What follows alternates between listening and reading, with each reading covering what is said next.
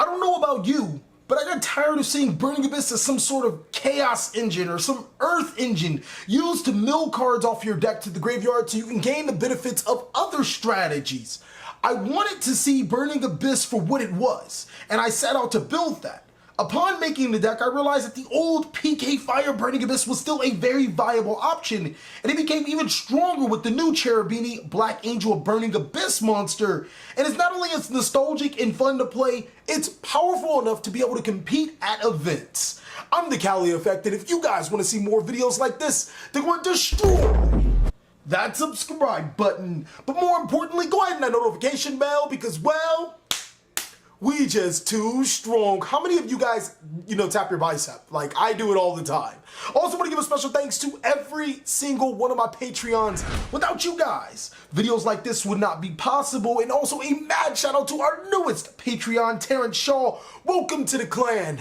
Make sure you add yourself to that Discord as well as message me so I can get you to the top dog so you can take advantage of all your rewards. Without further ado, I present you a competitive Burning Abyss PK Fire deck profile for the May 2019 format.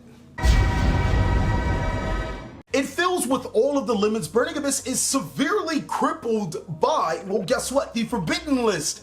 Having Fairy Tale Snow banned, Seer and Graph at 1, Beatrice and Tour Guide at 1.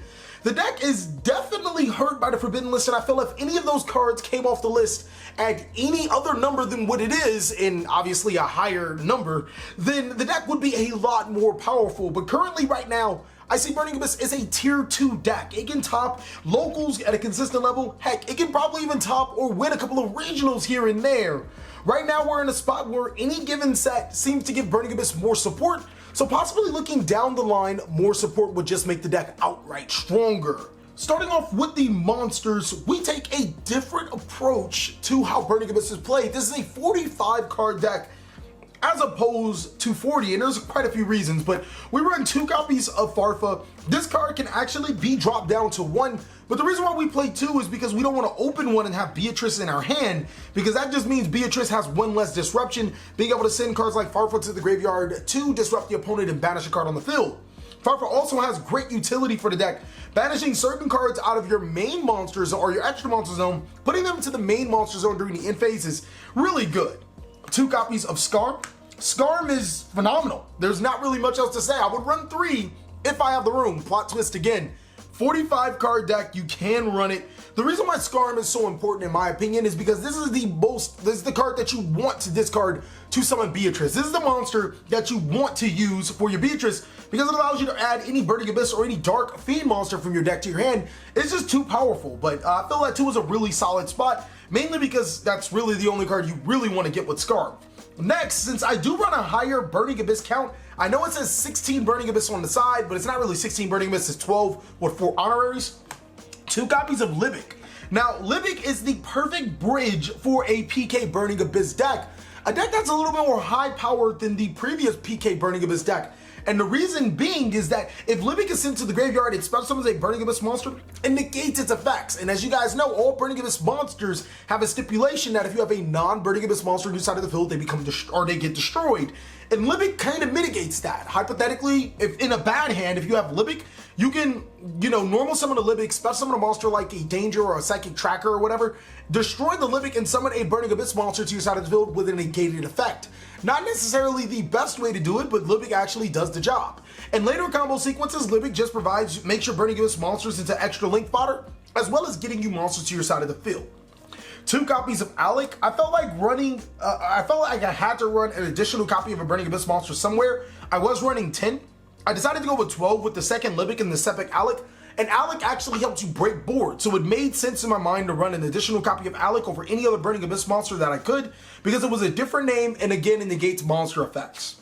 1 copy of Graph, Seer, and Barbar. You'll probably find 1 copy of these cards in every Burning Abyss build that is, in 2019, mainly because these 2 guys are limited and this card is excellent in time.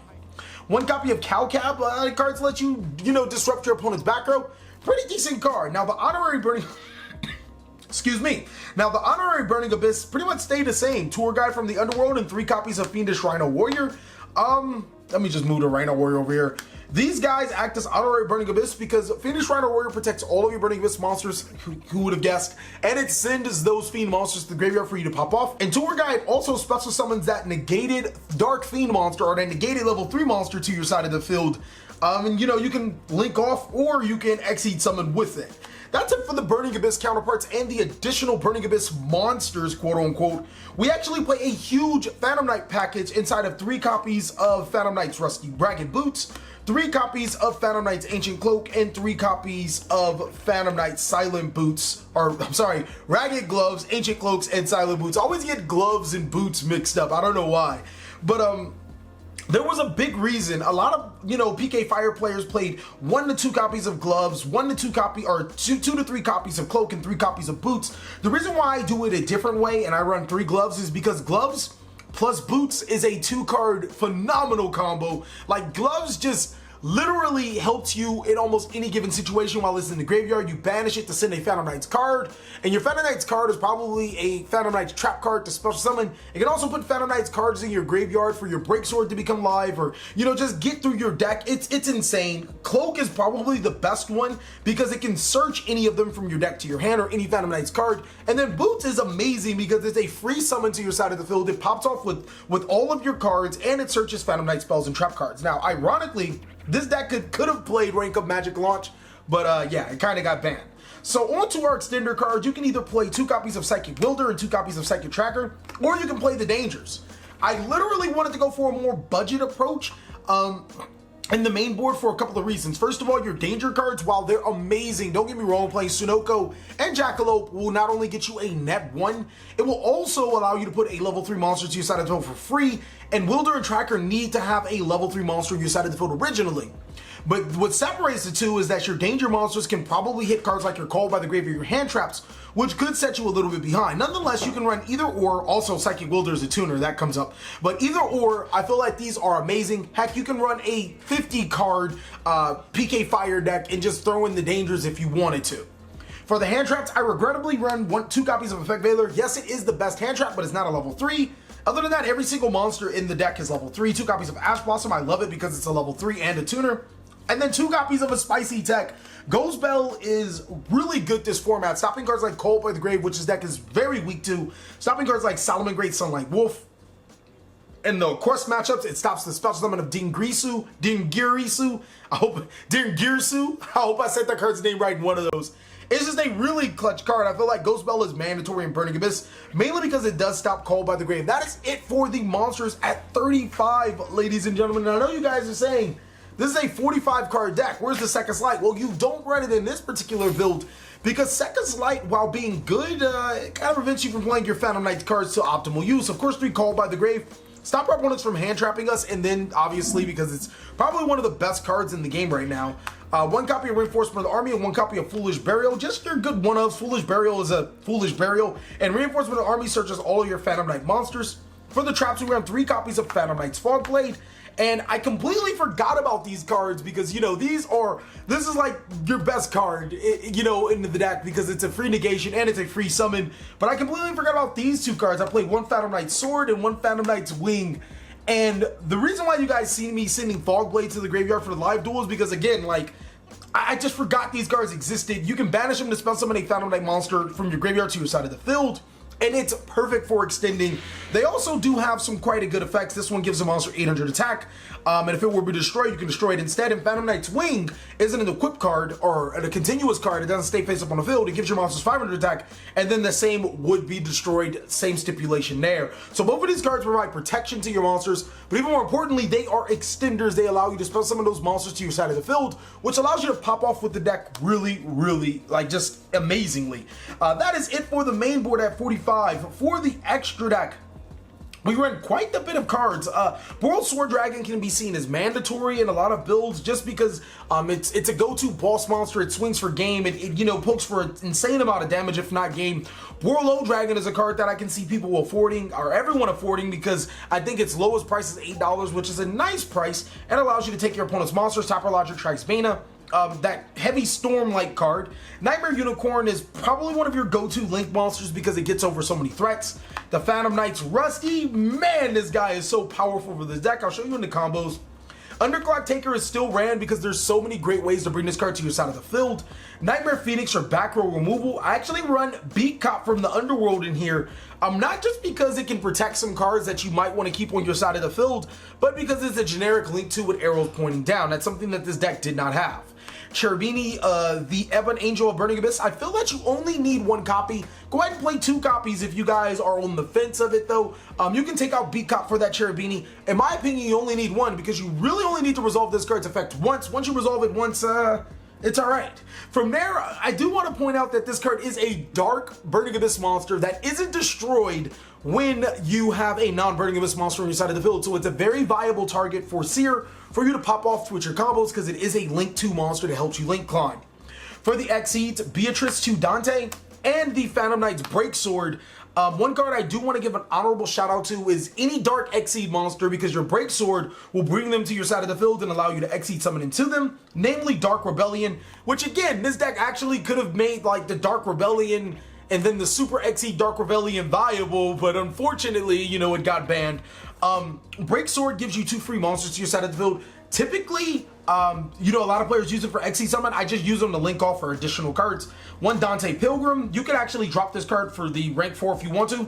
And then Brionic helps you break boards. Really important that this card helps you break boards. That is it for the monsters and the extra deck. For the side deck, as you guys could see, I would run the Kaiju engine in the side, Twin Twisters and stuff like that. I'm not really too hugely different of a normal side deck, but it's still really good against a lot of the meta decks. The Kaiju engine I decided to put to the side deck is because there were a lot of times where I drew the Kaijus and they just didn't become that useful. But against certain decks like Sky Striker or Salamangreat, being able to Kaiju your opponent is really powerful. But that's it for the main board, the sideboard, and the extra deck. Let me show you guys these combos. Okay guys, so as you guys know, there is a normal Burning Abyss combo that requires Fiendish Warrior Rhino and any Burning Abyss. What you are going to do is normal summon the Fiendish Rhino Warrior and then special summon Libic to your side of the field or whatever Burning Abyss monster you have in your arsenal and use both of those monsters for an Exceed summon into Dante, Traveler of the Burning Abyss. This is actually a little too high for me, so I'm gonna lower it just a little bit. Using Dante's effect, you are going to detach one Fiendish Rhino Warrior and send 3 cards from your deck to your graveyard. From there, you can trigger the effect of your Fiendish Rhino Warrior, which will send Graf, Malbrank of the Burning Abyss to the graveyard, which will allow you to special summon Seer from your deck to your side of the field. Using both Dante and the Seer, you're going to use both of those monsters for a link summon right into your Underclock Taker and trigger the effect of your Seer to special summon your Dante. Dante's effect is going to add any Burning Abyss monster from your hand to the graveyard. It does not matter because you are going to use that monster for an Exceed summon or use it for the requirement to summon Beatrice under the Dante. Now, if you have another Burning Abyss monster in your hand, you would probably keep the Seer and then use the other Burning Abyss monster, such if it's a Skarm, you can, you know, use that to make the Beatrice. That is the simple combo, but as you guys know, we got so much more. Okay, so as you guys know, I'm so mean with it, I'm gonna take that exact same combo and do a whole nother scheme with it. We're gonna use Libic, the Malbrank of the Burning Abyss, actually any Burning Abyss monster, and Fiendish Rhino Warrior, and flip that combo on its head. We're gonna normal summon the Fiendish Rhino Warrior. The Libic can actually be anything. It's just a level 3 expender. It could be a danger, it could be a psychic tracker, it does not matter. And then special summon your monster to your side of the field. Using both the Rhino and the Libic, we're actually just gonna go straight into our link summon for Churibini, Black Angel of Burning Abyss. Using the effect of our Fiendish Rhino Warrior, we're going to send Graf from our decks to the graveyard, and that's going to allow us to special summon a Burning Abyss monster from our decks to our side of the field. We're actually going to go ahead and special summon Skarm to where Churibini points to. We're going to use the effect of Churibini to send the Seer Malbrank of the Burning Abyss to the graveyard and trigger Seer's effect to special summon the Graf back to our side of the field. Using both Graf and Skarm, we are going to make an Exceed summon into our Dante, Traveler of the Burning Abyss, and then we're going to detach the Skarm to send 3 cards from our deck to our graveyard. If we just so happen to have any other Burning Abyss card in our hand, Burning Abyss monster, you can pitch that Burning Abyss monster from your hand to the graveyard to to make Beatrice the Eternal Lady. So that is a way where you can get an even better board, as one would say. You have a Beatrice the Eternal Lady with Churibini, the Black Angel of Burning Abyss, and it depends on the situation. You would probably want to go into this board because it does get you somewhat better results, as you will have the Graph under a Dante and a Beatrice as well. Another combo is any two Burning Abyss or any two of your level 3 monsters can make a pretty decent combo. We're going to use Skarm and Libic, but again, you can use any two level 3 monsters, special summoning them both, or normal summoning the Skarm, and then special summoning the Libic to your side of the field. We're going to use them both for a link summon into our Churibini. Our Churibini, our Churibini is going to activate its effect. It can send Graph, Seer, Libic, either one of those to the graveyard to be able to spell summon another Burning Abyss monster to your side of the field. In this case, I'm going to go ahead and use Seer, bringing out the Libic. We're going to use the Libic and the Churibini for a link summon right into our Phantom Knights Rusty to our side of the field, and now we can use Rusty's effect, sending from our deck to the graveyard our Phantom Knights Cloak to set our Phantom Knights Fogblade. Our Cloak is going to banish itself to add the last Fogblade, and congratulations, just with 2 cards, you got a Phantom Knights Rusty and 2 negates face down. So some of you guys are probably wondering, Cali, why are you running Phantom Knight's Ragged Gloves at 3? This combo is going to explain the importance of Phantom Knight Ragged Gloves. Now, it's going to require you to have Ragged Gloves and Silent Boots in your hand and a Burning Abyss monster. There's so many ways to do this and so many ways to extend into this combo, but I think this is the most basic, since you run 12 Burning Abyss and 3 copies of Boots and Gloves. What we're going to do is normal summon your Gloves to your side of the field and special summon your Silent Boots to your side of the field, because you control a Phantom Knights monster. Using both of those monsters for a link summon, you're going to go ahead and make Churibini Black Angel of Burning Abyss. Now, Black Angel is going to allow you to send a Graph from your deck to the graveyard, and Graph is going to allow you to spell summon Seer to the side of the field where Churibini points to. Because you have Ragged Gloves in your graveyard, you can banish the Ragged Gloves to send a Phantom Knight's card from your deck to your graveyard. You can either send Phantom Knight's Sword or Phantom Knight's Wing. It kind of doesn't matter which one you send to the graveyard. Phantom Knight's Sword is going to activate, banishing itself to special summon the Phantom Knight Silent Boots to your side of the field. And now both of these monsters can be used for an Exceed summon into your Dante Traveler of the Burning Abyss. Use the effect of your Dante Traveler to Burning Abyss, detaching the Seer to the graveyard to send 3 additional cards from your deck to your graveyard. Let me send 3 cards that wouldn't mess with the combo sequence. So 3 random cards from your deck to your graveyard. That's going to trigger the effect of your Seer. Go ahead and special summon your Graph to your side of the field. It does not matter where, since you control all Burning Abyss monsters. And now your Graph and your Churibini can be used for another link summon into your Phantom Knights Rusty Bardic.